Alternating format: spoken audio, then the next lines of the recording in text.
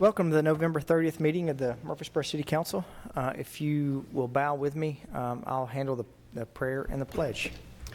Father, I thank you for this day. Lord, the chance that we get to live in this city. Lord, that we have so much to be thankful for, whether it be our families, the many employees that we have here in our city, all the people that live here that contribute to what makes Murfreesboro a great place to live. Lord, I pray that you help us make decisions that will be fitting to you, that you'll give us wisdom, that you'll give us guidance, and that you'll give us compassion. In Jesus' name we pray. Amen. Amen. I pledge allegiance to the flag of the United States of America and to the republic for which it stands, one nation, under God, indivisible, with liberty and justice for all. We don't have any ceremonial items tonight, but we will reach out. It just happened about an hour ago, but Middle Tennessee Christian won the state championship and won single A football literally about an hour ago. They beat Friendship Christian. So I know that there is a county commission member, Craig Harris, whose son is a senior at Middle Tennessee Christian. So I know he has to be proud tonight, but we'll get them to come in and do a proclamation like we have for some of our other teams. All right, we have our consent agenda tonight. You have 3 items on the consent agenda. So moved. Second. Motion is second. Please call the roll. Ms. Averwater? Aye. Mr. Maxwell? Aye. Vice Mayor Shacklet? Aye. Mr. Wade? Aye. Mr. Wright? Aye. Mayor McFarland? I will move to old business. You have ordinance 23034, fiscal year 24 budget amendment, and this is second and final reading. Mayor, did we have any public comment on the? Oh, I apologize. Thanks, Austin. We didn't have anyone signed up for public comment on our actionable items, but we do need, thanks, Austin, we do need to publicly say that no one signed up. Okay. All right, you have ordinance 23034. This is second and final reading. So moved. Second. Motion is second. Please call the roll. Ms. Averwater? Aye. Mr. Maxwell? Aye. Vice Mayor Shacklet? Aye. Mr. Wade? Aye. Mr. Wright? Aye. Mayor McFarland? Aye. All right, we'll move to land use matters. Plan of services and annexation for property along New Salem Highway and Barfield Road. Mr. Blomley. Thank you, Mayor McFarland, and good evening, Mayor McFarland and members of council. Mr. Mayor, I'm waiting for it after Saturday. I know. I mean, Don't kick a man when he's down. I was sitting on the fireplace watching the Auburn-Alabama game thinking there's no chance Alabama wins, and there you go. 4th and 31. I know. It's a And then- depressing afternoon. Yeah. Hail Mary. Yeah, and then there was a 4th and 25 this year too, so, but better luck next year. Thank you. That's right. Our first public hearing tonight is for an annexation and plan of services for property along the south side of New Salem Highway.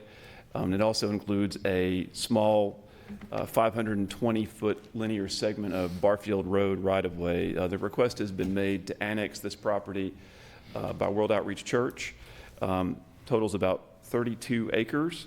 The property is currently vacant. It used to have a residential structure on it and some outbuildings, but those have been demolished, and it's currently vacant. The church has some plans for future expansion of its facilities on this property. There is no zoning request because when property that's zoned residential in the county is annexed without a zoning request, it automatically comes into the city with an RS-15 zoning classification. So if it is successful in being annexed, then it will automatically be given an RS-15 zoning classification, and their plans would then be subject to a special use permit by the Board of Zoning Appeals. It's consistent with the majority of the rest of their property, which is also zoned RS-15. The property owner, World Outreach, has requested the annexation, and for the right-of-way strip, we did receive consent to annex it by the Rutherford County Road Board. That was a segment that we felt, in order to close the gap close that little gap and reduce potential confusion, especially for emergency service providers, that we would include the annexation of that right-of-way in the study area. The plan of services is included in your agenda materials. Services can be provided to this property relatively easily. It's directly adjacent to the existing city limits to the north and to the southeast. So with that being said, I will mention that the Planning Commission did conduct a public hearing on this matter on October the 11th and voted to recommend its approval to you. So with that being said, we'll need to conduct a public hearing today, and Mr. Matt Taylor of SEC and Mr. John Harney are here, both representing the applicant, the church. Be happy to answer any questions. All right, we'll need to hold a public hearing for this plan of services and annexation request. If you want to come speak, if you'll come to the podium, if you'll limit your comments to 3 minutes, if you'll direct those directly to the council, we'll get any questions answered at the end of the public hearing. We do have to do, we haven't had an annexation and a plan of services in a while. So we will vote, or we'll do a public hearing on the plan of services and the annexation, and then we'll vote on the plan of services and the annexation separately. All right. If there's no questions, we'll open the public hearing for the plan of services and annexation for this request. All right, seeing none, we'll close the public hearing, and we'll now consider on first reading Resolution 23R PS 32, and this is for the plan of services. So moved. Second. Motion and a second. Please call the roll.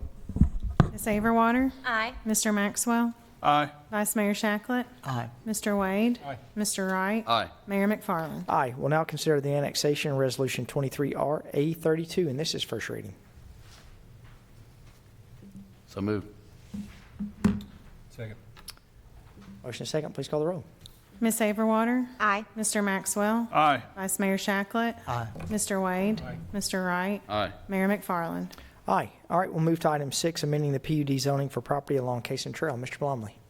Thank you, Mayor McFarland. This is for the Hidden River Planned Development located along the north side of Cason Trail to the southeast of Racket Club Drive. Totals about 121 acres. It's a planned development that was approved, I believe, in 2019 or 2020. Since the planned development was approved, the applicant has been moving forward with construction plans, and Phase 1A is well under construction. It's the southernmost phase, and Mr. Burns, the developer, has been steadily moving towards approval and construction of additional sections as well. In the review of the cottages section, if you look right here, kind of south of Queenie Johns Drive, it was determined that there was an issue with the previous design and the survey work, which caused the design team and the applicant to go back to the drawing board and modify a few things. And so the request tonight is to amend their plan development, but it's actually to amend it to make it less dense instead of more dense, based on the latest plans that they've provided.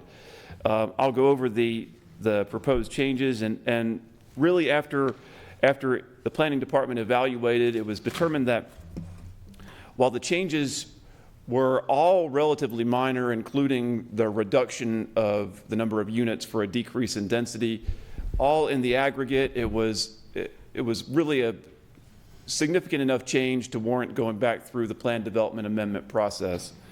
And so just real briefly, if you look on the first page of the Planning Commission staff report, it goes over the changes. The total number of units has been reduced from 620 to 566. So that's a reduction of 54 units. And all the units that were eliminated were townhome units. So I won't go over the individual unit types. There are 5 unit types, 2 of which have no change. The density was reduced from 5.16 dwelling units per acre to 4.6 dwelling units per acre. The number of parking spaces, the number of guest parking spaces was reduced, but really only proportional to the number of units that were reduced. And the amount of open space in the cottages section of the development was reduced by 20%, but the overall open space continues to exceed the minimum 30% requirement. And all the amenities that were included in the original PUD proposal are set to remain. And then there are some modifications to the location and size of the detention ponds. Knowing the amount of public concern about this project back when it was approved 3 or 4 years ago. The planning department did conduct a neighborhood meeting before this application was submitted. It was sparsely attended, probably about 10 people total. And then the Planning Commission conducted a public hearing on this matter on October the 11th, and then voted to recommend approval of the request to you. We'll need to conduct another public hearing tonight, after which first reading is on the agenda for you. Mr. Manley Thweet, Mr. Thweet, is Mr. Roundtree here? Okay. Mr. Manley Thweet with Huddleston Steel Engineering is here. He's the engineer of record on the project. And Mr. Drew Alderson of the developers group is here as well, if you have any questions for them. What's the reduction in, I guess, I'm looking, I see where it's down so many units, but what's the reduction in bedrooms? Because I'm looking at it, says 24 2-bedroom, 37 3-bedroom. That's down 45. And then another one is 67 2, 99 3, and that's down 70. But it went up 61. Is there a net reduction in bedrooms? I can see where there's a net reduction in units. Is it a net reduction in bedrooms, or basically the same? It is a slight, Drew Alderson with Hidden River Development. It is a slight reduction in the bedrooms because going from the landings forms to the villas, they are not so many 3 bedrooms as 2 bedrooms. So there is a slight reduction in the bedrooms, but I can't give you that exact number. Okay. I see, Mr. Burns, I got a question for you. I know you love coming up to the podium, and you just walked in, and here I am asking you a question, okay? I'm like that. For this development, I ask this of everybody, when you're doing this. I guess it's your intention, you want to sell all these units, correct? There's no intention to turn any of them into rentals, correct? I'm not selling to one big rental company, but I don't have rental restrictions where you can't rent them either, if that makes sense. I don't ever put rental restrictions where if somebody buys one and wants to rent it, they can't. But I'm not selling, we've been selling them to individuals. To individuals? There's not been anybody buy more than one that I know of over out of the 80 it's been sold so far. 80 sold so far? Yes, sir. Okay. So it's always individuals buying them. A couple of the individuals I think are renting them though. It's very, very small amount. It's probably less than 5%. Of the 80 you've got right now? Yes, sir. So 3 or 4 units then? Yes, sir. Okay. Thank you. All right, we need to hold a public hearing for this amendment to the PUD. Anyone wishing to speak for or against, please come to the podium.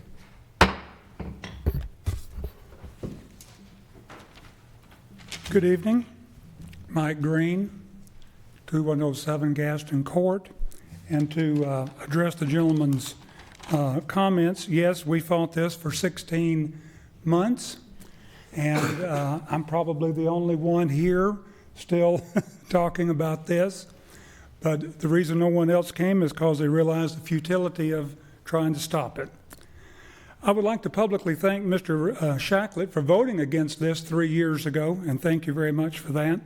We're not against this development per se. It's not a bad project, just where it is. This was such a wonderful opportunity for us, this city, to have an urban forest, and it's just a shame. The buffer that's been planted is nothing like the trees and the bushes that were already there.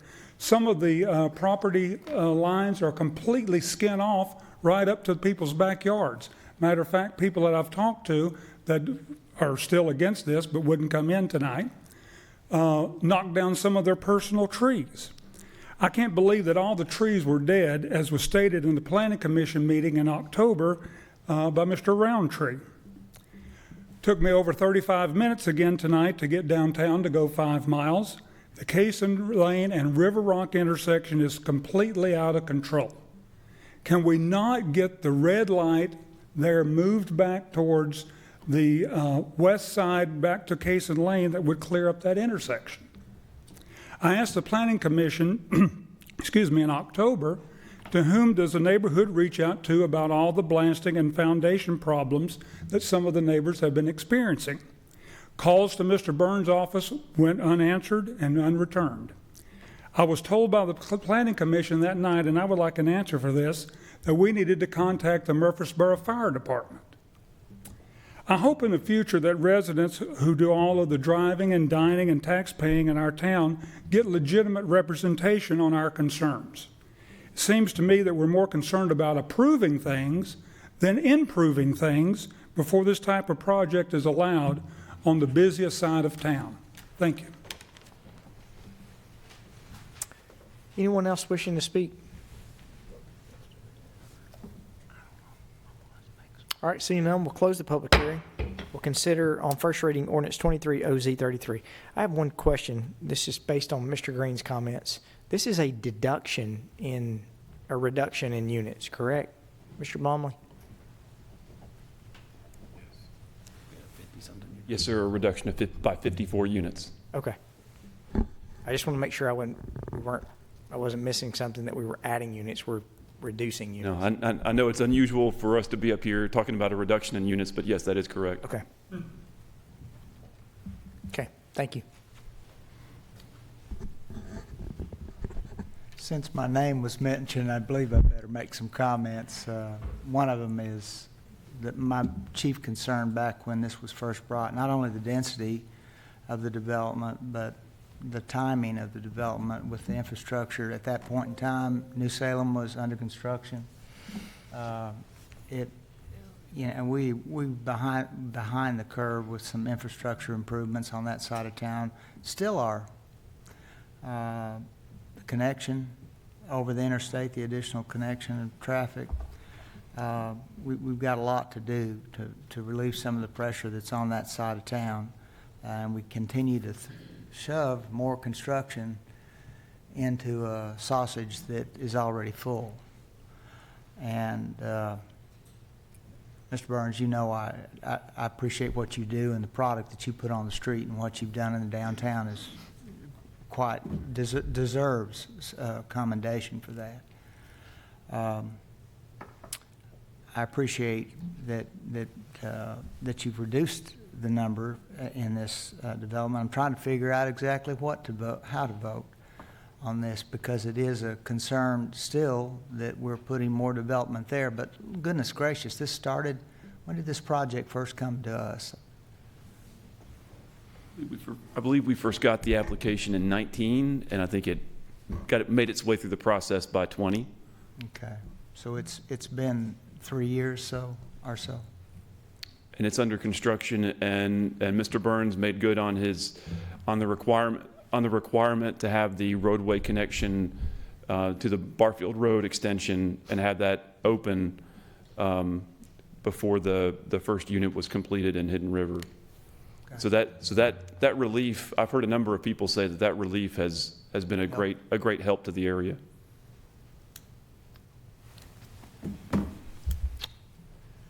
Well, I think, Vice Mayor Shacklett, what I'm hearing you say is voting for this doesn't stop the project. Voting for tonight's motion. Voting for it actually keeps like 100-something cars out of the intersection, so sounds good to me. What about the buffer? Could you explain a little bit about some of the concerns about the buffer that, Brian? I'm glad you brought that, because I drove out there this week. We have had calls. We have taken a lot of trees down. When you bring in a certain amount of field, the trees are going to die. A lot of the trees were dead. A lot of the trees they're claiming that I tore down weren't on their property. We had to show, I've got 3 or 4 houses over where we've allowed 10 foot of somebody's fence to stay on our property just so they didn't have to move their fence. There's more of that than there are of me. I think we have one house where we had a tree. It was in between us, and we took it down. She called. She told me what she wanted me to put back, and I put that back for her. We do take calls. I may not have a lot of good qualities, but I always return calls. If anybody calls me, I guarantee you they get a call back from me. And so I don't think I've been over tearing people's houses and people's trees and stuff down. It's usually right the opposite. I've let people have easements and stuff for their fences because it didn't affect us. So yeah. I've worked with the city pretty closely on the buffers over there. I think it's important. I'm sitting here biting my tongue, and Mr. Green, I appreciate your comments. I looked up your address on Gaston And I sat on the planning commission when your development came through. I believe that was Waldron's who built that development over there. And I remember the amount of people who were against that development being there. And, you know, we're not in the business of land banking. I think we can go through and give multiple examples where us land banking land has been successful to some extent, but we've actually tried to get out of land banking land. And so I drove through the development. You know, I get categorized because of the industry I'm in that I'm pro-development on everything, although I probably will vote against or be tougher on developers than I have a different perspective. This is a nice development. And so there's this catch-22, and I know Bill talked about this, that, you know, you read the articles. There was an article last week in a local newspaper about affordability of housing. And I looked at Zillow in Gadsden. You know, the houses in that area are Zillow's $500,000 for a house in Gadsden, but yet we get criticized for not having affordable housing. The only way to have affordable housing is to have density, period. That's it. And so we have to somehow figure out that balance between providing affordable housing for people to live and having density at the same time. And, you know, the Beasy Road interchange is being built. There's a bridge under construction right now. All the council members know that because we are getting inundated with phone calls because of jackhammering that's occurring right now. So we're doing everything we can in those intersections. And I'm supportive of this one because it's a deduction in what you originally were approved to do. So, It wasn't something I come here wanting to do. Yeah. It's just the way it worked out. yeah. I don't remember anyway, ever having a developer coming back and altering it to have less density. Now, that might have happened, but Yeah. I don't. very often. Yeah. I can just say that I wish that our other townhome products in Murfreesboro that were being built are as nice as this that's being built. This is a nice, and try to go through and look at it as we're voting on it, and it looks nice back there. So, anyway. I drove out, you know, by it this week and, you know, parked and walked the trail and went around Cason Trail, and they do look nice. It's a good-looking product. I mean, you always build a good product. The only concern I really had, I guess, is along that Cason Trail side. You know, you've got those existing houses, and then you've got, I guess, you know, where under construction is kind of thin back there. I know you planted some stuff back there. And it's going to take a while. Are you open to even beefing that up in the meantime? Because it is kind of thin, and I feel kind of bad for those neighbors back there along the Cason Trail, that side. I know on the trail itself, it's okay in spots, you know, but I'm talking about those existing houses that border it. If I understand you right, you're talking about the ones on Stony Brook? Yeah, yeah. Okay. Well, we're not totally done there yet, and we are putting some more stuff in there. It's just, I've been working with Brad Barbie a little bit on it. Me and him drove the site. We tried to leave every big tree we could leave. It does us no good to take them down. I'd rather have them. But yeah, I don't mind trying to there's spots and stuff. We literally had this conversation last week that we know we're going to have to add more stuff. I don't know if I have a plan to tell you exactly where we're adding what, but we're not finished there yet. What's the plan say, Brian? Is it Class C buffer right there? I would have to get. I said B. I'd have to ask Matthew on that. It's D? B. Class B, I've been told. Okay. Got it. Okay. And I guess, you know, personally, it's a big plot of land. I mean, like you said, you've already got 80 units up, and the other, what's the total amount? I guess It's in the 550 range. 550. Yeah. So there's more coming. Yeah, I mean, it's coming one way or the other. I was just surprised that it was being reduced, but now I understand why, because of the survey. Right. I mean, it's, you know, in order to get them to perk. Personally, I wish there was a big middle school there for Riverdale High School. They need a middle school. So if you ever want to donate 30 acres to the county or the city, We'll look into that. okay. How about the city, Austin? Out of curiosity, the donated land, the 4.87 acres, what is that going to be for? Does anybody know? That was part of Parkside, and it was land we didn't use, so we donated it to the park. Okay. Mr. Huddleston and Mr. Sam Huddleston had talked about maybe one day extending the parking over there, or maybe the dog park, or it's just for whatever the city decides they want to use it for. Okay. Any other questions?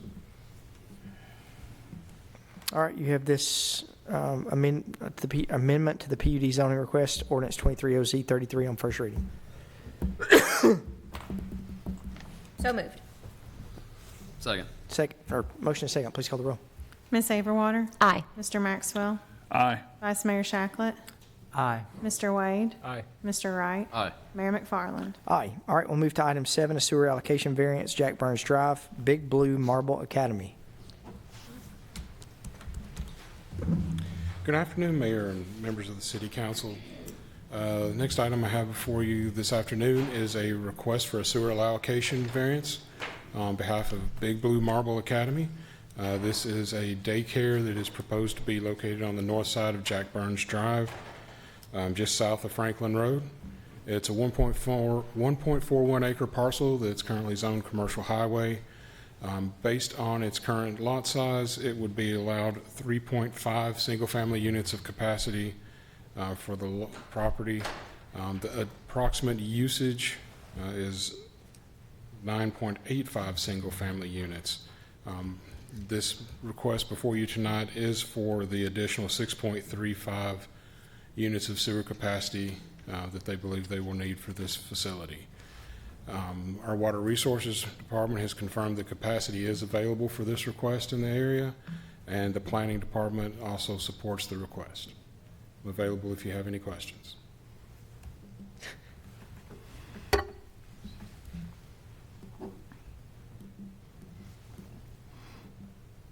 Any questions for Mr. Barbie? If there are none, I'll move for approval. Second. Motion and second, please call the roll.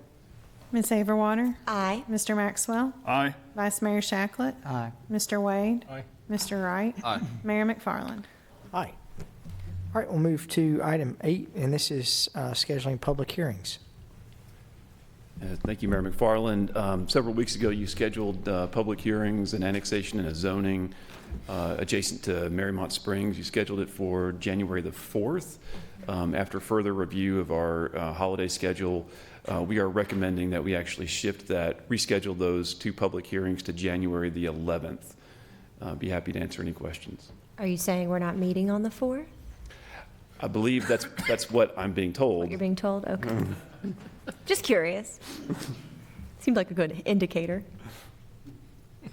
So moved. Wait, I'm sorry. Is the 11th a night meeting or a workshop? I have a workshop on I that. think the thought was that would be a night meeting and then look for other options as a workshop. But I'll defer to Mr. Tyndall. Okay. Yeah, but based on the holiday schedule, that'd probably be the best. We do a workshop on the 18th and a night meeting on the 11th. Night meeting on the 11th. Okay, got it. Thank you. Sounds good to me. All right. You need a vote on that? So moved. Oh, second. Motion and second, please call the roll. Ms. Averwater? Aye. Mr. Maxwell? Aye. Vice Mayor Shacklet? Aye. Mr. Wade? Aye. Mr. Wright? Aye. Mayor McFarland? Aye. Thank you. Thank you, Mr. Palmley. All right, we'll move to on motion. You have taxiway A and apron pavement rehabilitation grant and work authorization amendments. Mr. Gerke. Hello, Mayor and members of the City Council. I have for you the grant amendment for $235,628, and then the amendment to the work authorization with Barge Design Solutions for $72,637. And this has to do with the additional subgrade work that we had to do on Taxiway Alpha, also some of the additional on-site inspection, and then final wrap-up of some of the other items with the project, which include the coordinating with the FAA to reestablish the approach for runway 36. And of course, some of this work on the taxiway is not only for this project, but future securing of that pavement and of that area there for future work whenever we need to get in there and do pavement work. Altogether, this project has brought in around $2,300,000. $807,000 is state money, 1.4 is federal money, including bill grant money, and our local portion was 5% at $116,051, and that's all funded through the 2019 CIP. If you have any questions, I'll be glad to take them at this time. Chad, I know it's been a tough project because it started in June, right? Yeah, yes. But I flew in and out of there twice today. Good. And the airport looks great, runway looks great, taxiway looks great. So it's really, y'all have done a good job with it. Yeah, I've heard pilots say that from a distance you can really pick out the runway now, which is a really good thing. Yeah, That's good. great job. Second. Motion and second, please call the roll. Ms. Averwater? Aye. Mr. Maxwell? Aye. Vice Mayor Shacklet? Aye. Mr. Wade? Aye. Mr. Wright? Aye. Mayor McFarland? Wait just a second, before you leave, Chad. Just another reminder about the meeting on the 14th. and the Yes. award. Just could you remind us? Yes, 11 o'clock before the workshop, we'll meet in the lobby in the terminal, and the FAA was awarded the City of Murfreesboro and the airport and all the folks that worked on our project the last couple of years of our standard operating procedures and all that. The Tennessee Aeronautics Division will be handing the mayor and the city the FAA Southern Region Safety Award. And so we'll celebrate that recognition, and we've invited all the different organizations, companies, university, Murfreesboro Aviation, and all those that were involved in that process. It was unique because we brought in Vertower and was able to collect data, and then our consultant that did the standard operating procedures. That's the first time that in a general aviation airport we were able to take that data and put it to a safety and capacity study, and the FAA recognized that. So for the southern region, so that's a lot of states, a lot of general aviation airports, and we kind of stood out on that one. So it's we're going to celebrate that. Well, kudos to you and all the folks that went into this. I kind of watched from the sidelines all that went to into this award, and it's definitely something to say. And I appreciate the support, because we had to go into a contract with Vertower, which was kind of leading edge stuff. Nobody really knew about it, and that was key. And then getting a consultant, those were, I think, dollars well spent. And Chad, I think I went back when I got your email.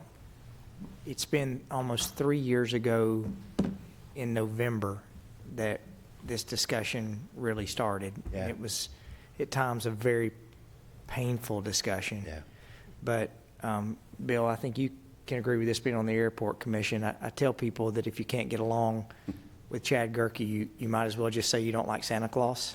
But Chad, you have handled yourself the last 3 years with grace and being able to bring people to a consensus. And it's one of those things that we've gotten to the end of this process. Some people we've had to bring screaming and drag them along with us. Yeah. But I think it's great that the FAA has recognized the city of Murfreesboro and the airport that we were doing the right thing, which is trying to make a safer environment, not only for the pilots who are based at MBT, but the transient pilots who come, but also the residents who live around that airport. And I think that's something that it really goes to show what y'all have done in being on the forefront, that we've made our airport safer. Yeah, thank you. It was a huge team effort. Thank you. Thank you, Chad. All right, we have Town Creek Task Order 611, Task Order 6, 11/30/2023. Good evening, Mr. Mayor, members of the council. I'm here to present this task order number 6 for the Town Creek project. It's kind of the next step in the processes we've been going through for the project over there. This task order does fall under the Master Services Agreement that is with Griggs and Maloney that was approved by City Council at the January 5th meeting this year. And it's providing hydraulic modeling of Town Creek Phase 1 and 2 to determine base flood elevations, floodplain impacts, and development of a detailed flood model to make recommendations to comply with city and federal guidelines and regulations. The total of the task order is $90,000, and we would recommend or ask that you approve this task order, which is be fully funded by ARPA funds Mr. Ryan Maloney with Griggs and Maloney is here. I'm obviously available for any questions you may have. If there's no questions, so moved. Motion and a second. I was about to say, Ms. Brown, please call the roll, but Ms. Tucker, please call the roll. Ms. Saverwater. Aye. Mr. Maxwell. Aye. Vice Mayor Shacklet. Aye. Mr. Wade. Mr. Wright. Aye. Mayor McFarland. Aye. Mr. Moore, thank you. Thank you. All right, we'll move to the purchase of police vehicles from Ford of Murfreesboro. Good evening, Mayor and members of the council. For your consideration this evening is a request to approve the purchase of 15 new Ford Explorers from Ford of Murfreesboro. Delivery on this particular set of vehicles, 25 miles, is not expected for about 12 to 18 months, and this purchase is available through state contract. The total cost of this purchase is $676,125 and is funded in part by ARPA funds and the FY24 CIP funded from the general fund. These are marked vehicles, Ford Explorers, and would be assigned to the Uniform Division. At this time, I can answer any questions that you might have. So moved. Second. Motion and a second. Ms. Saverwater.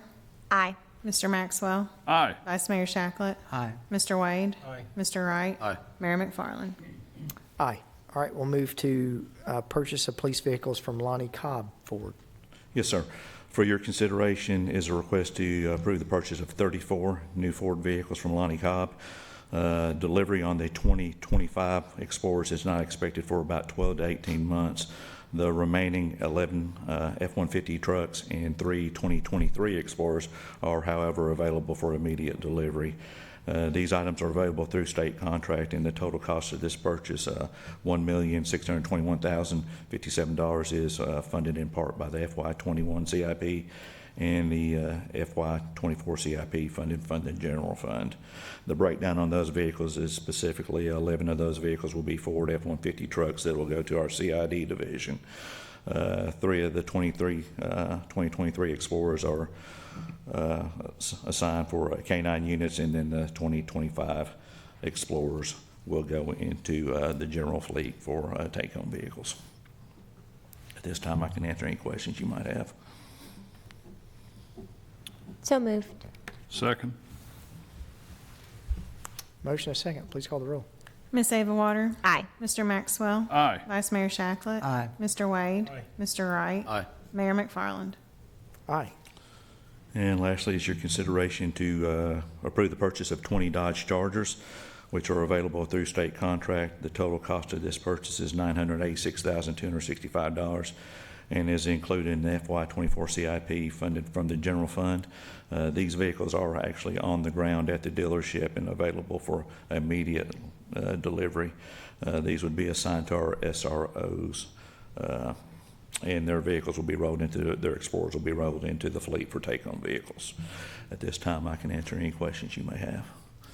Dodge Chargers for the SROs. Yes, sir. So we talked with Fleet. The Chargers, as far as the day-to-day wear and tear, we felt they're better suited to be SROs who basically drive them to the schools, leave them visibly in front of the schools. You're just saying the Dodge can't hold up to the wear and tear of I mean, if we're being honest, the maintenance record, the Explorers have a better record, and of course we talked to Fleet about this, and it's a good option. And the big challenge for us is with the delivery dates on a lot of these vehicles is just being able to maintain the fleet. They're here now. And they're here now, and they're quite usable. Yeah. Yes. No questions. So moved. Second. Motion and a second, but that's about 70 cars we're getting, right?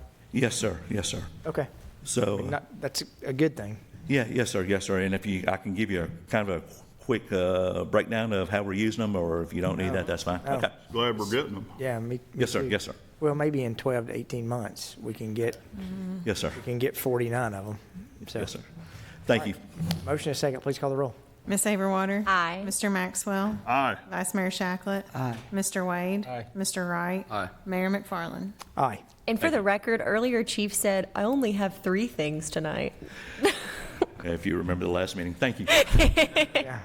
You actually had a total of 69 things that he had tonight. Yeah, I was like, I think this is more, actually. That's not counting what it's going to cost. I assume you'll be coming back to outfit those as well, right? Yes, sir. It's like Darren Gore sitting here.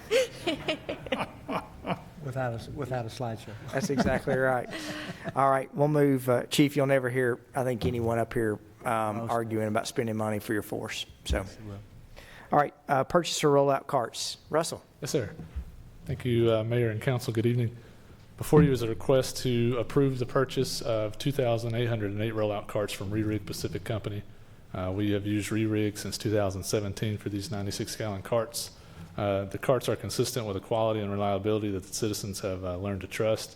Solid Waste Department is delivering an average of 131 new carts each month. Additionally, the department replaces on average 88 carts per month that are either missing or beyond repair. These 2,808 carts will supply the department until FY25 budget rollout, and these carts are to be purchased under a cooperative Omni contract. The expense is $177,616 and is budgeted in the Solid Waste Department's FY24 operational budget, and I'm available for any questions. Mr. Gossett, how many cans do we pick up on a weekly basis now? Yes, sir. We're close to 60,000. We're about 58,000 on a weekly basis. It was 55,000 last year. Yes, sir. Give It you- has grown since I've been here. Yeah. So moved. Second. Motion is second. Please call the roll. Ms. Saverwater? Aye. Mr. Maxwell? Aye. Vice Mayor Shacklet? Aye. Mr. Wade? Aye. Mr. Wright? Aye. Mayor McFarland? Aye. All right. Mr. Gossett also has the LITEX services subscription migration. Yes, sir. Thank you again. And before you is the request to approve the purchase to upgrade our Lytix camera system for the Solid Waste Department and the Transportation Department. The Lytix has provided the city with in-cab and street view protection in Solid Waste and Transportation Department since 2018. The in-truck hardware has become outdated and obsolete. Lytix has developed a new line of hardware and software to better serve their customers. Those upgrades include real-time recording, on-demand playback, AI technology to capture in-cab issues, and proactively address safety concerns, and the ability to provide audible in-cab alerts. These upgrades will assist both departments in capturing positive and negative driving habits to help prevent future accidents. The contract totals $144,303 over 5 years. This is a shared expense, $19,272 annually for the Solid Waste Department, and excuse me, $9,588 for the Transportation Department. These annual expenses will be paid in their respective department's operational budget beginning in FY24. Also note the Transportation Department receives federal funds to help offset their expense. These funds cover 50% of the Transportation Department's operational expense, which is $4,794. And I am available for any questions on that. Any questions for Mr. Gossett? No questions, so moved. Second. Motion is second. Please call the roll. Ms. Saverwater? Aye. Mr. Maxwell? Aye. Vice Mayor Shacklet? Aye. Mr. Wade? Aye. Mr. Wright? Hey, aye. Mayor McFarland? Yeah, aye. Any beer, or excuse me, any board, and thank you, Mr. Gossett. Any board and commission appointments? No, sir. Any beer permits? Yes, we have 4 regular beer permit applications tonight. 2 are for ownership changes for a grocery market located at 1304 Northwest Broad Street and a restaurant located at 740 Northwest Broad. There are also 2 permits for new locations for a movie theater located at 810 Northwest Broad and a grocery market located at 3921 Franklin Road. The applicants have met our requirements and we recommend approval pending final building and codes inspections. So Premier 6 is going to sell beer. Apparently. Wow. Bill Shacklett's excited about that, I can tell. So moved. Second. Motion is second. Please call the roll. Ms. Saverwater? Aye. Mr. Maxwell? Aye. Vice Mayor Shacklet? Aye. Mr. Wade? Aye. Mr. Wright? Aye. Mayor McFarland? Aye. All right, any statements to be paid? No, sir? Any other business from staff? Any other business from council? I wanted to recognize my good friend LaJean Lee is here from Leadership Rutherford tonight, sitting there on the back row. LaJean, it is so good to see you and that you're here being part of democracy in action. So thank you for attending. And Legene, that you're actually in the top 1% of Leadership Rutherford participants, that you actually stayed through the entire meeting.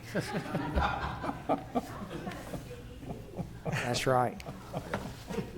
That's right. Christmas tree lighting tomorrow on the square, about 6 o'clock. Come out and listen to music, see Santa, see the reindeer, see the Christmas tree get lit. 6 o'clock. Live reindeer. Live reindeer. Ooh, live reindeer. Wow. That's right. All right. And parade on the 10th? Parade is on the 10th. It's going to be announced, or it may have already been announced, but Dr. Gloria Bonner is the Grand Marshal of the parade. Gloria was a long-time professor at MTSU, but she also has served on the Parks and Recreation Commission for a long time. So excited for Gloria.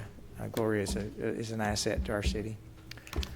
All right. Craig, do we have a meeting next Thursday, are you thinking? Right now, we're planning on one next Thursday, Okay. but we'll make the call as we go. All right. So a council meeting, not a workshop. Are there Just a council meeting. Okay. Right, workshop will be on the 14th. comments 30 minute before, 30 minute public Yeah, comments? if that's first night meeting, so if we do have one, Public comments at 5:30. right. It's getting towards the end of the year, so a lot of times our items will slow down, and we don't want to have a meeting with no items. It'd be a waste. Okay. All right. Seeing no more business, we'll stand adjourned.